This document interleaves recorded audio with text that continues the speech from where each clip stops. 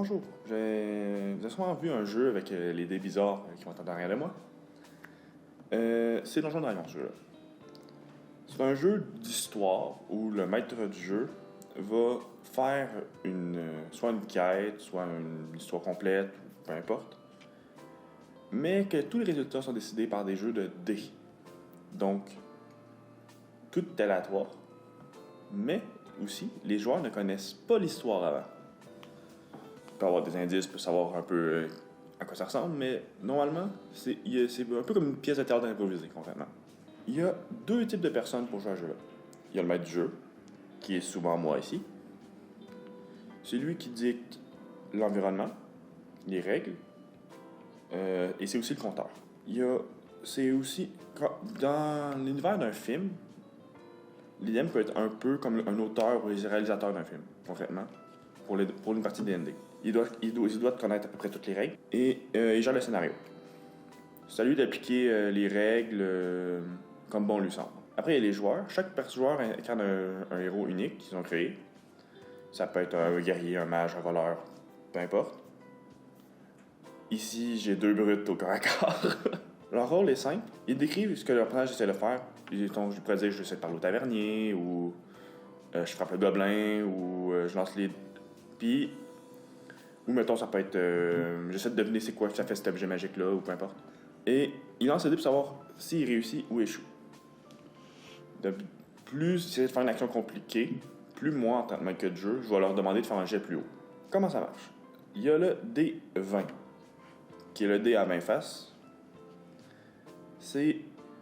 Les actions se résument en ces étapes-là.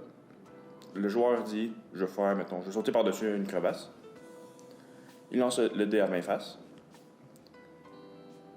Il y a des bonus dans son personnage, peu importe, là ça va être sa force, vu qu'il essaie de sauter. Après, il essaie avec les résultats, on voit si ça dépasse ou c'est en dessous de ce que le maître du jeu a décidé que ça prendrait. Puis après, on fait l'effet, échoue, réussite, très haute, réussite très faible. Ça mélange la talent du personnage que vous allez créer et la chance. Un petit mot sur les extrêmes du D20. Si vous faites un 20, c'est une réussite critique à tous les coups. Ça va avoir une réussite, mais plus qu'une réussite. Ça va avoir des effets de plus. Ça se peut que si c'est une attaque, les dégâts vont être doublés. Bref, vous avez le coup de chance. L'inverse, le 1, ou comme on l'appelle, vous m'appelez le Nat 1, c'est totalement l'inverse. C'est un échec embarrassant, c'est tout échoue, ou je donne souvent ce que j'aime faire dans les jeux d'information, c'est que je donne une information vraie et une information fausse dans les jeux d'information, donc ils savent pas du tout où aller. C'est un échec. Je vais faire un petit aparté sur les qualités clés. Comment on sait si le jeu sait si mon guerrier est fort, ou mon mage est intelligent, ou mon voleur est discret? Chaque personnage a 6 qualités de base. Il y a la force, concrètement les muscles, pas plus compliqué que ça. La dextérité, c'est l'agilité, la discrétion, le doigté, bref, la stat des voleurs, concrètement. La constitution, c'est votre santé et vos points de vie. L'intelligence, c'est tout ce que vous pouvez apprendre dans une école ou ce que vous sachez parce que vous avez étudié. La sagesse, c'est tout ce qui est intuition, le gros bon sens, qu'on pourrait dire aussi. Et les 5 sens. La vue, l'odorat et compagnie. Et le charisme, c'est le social, savoir comment parler, la persuasion, l'art de convaincre. Et aussi les arts. Quand vous essayez de faire un jet, si vous imaginez une grande intelligence, il y aura un gros bonus pour donner d'un bout d'histoire d'un lancement d'un sort.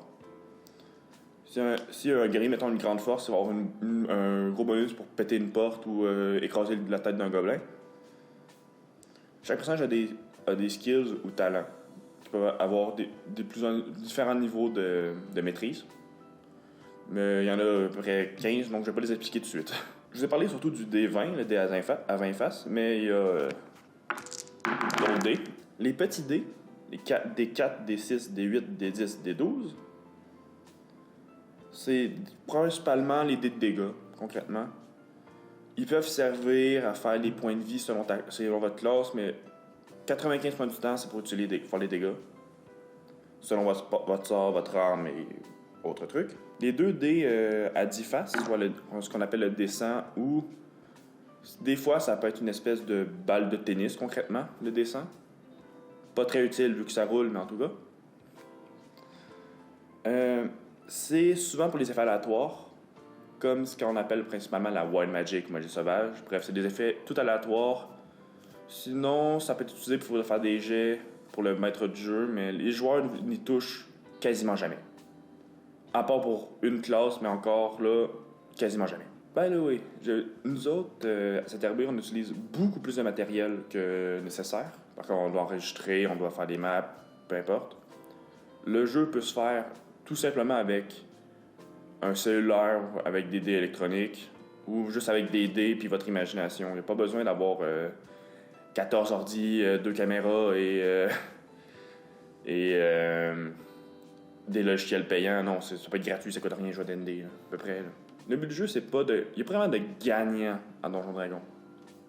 Le but, c'est juste d'avoir du plaisir en jouant en groupe. Si on échoue, c'est pas grave, ça va être drôle. Si vous réussissez critiquement, c'est pas grave. Ça va être drôle pour vous, mais pas pour le maître du jeu. Mais bref. Donjon Dragon, considérez que c'est un jeu très le fun, puis que c'est un jeu plutôt relax à jouer en ami ou en famille.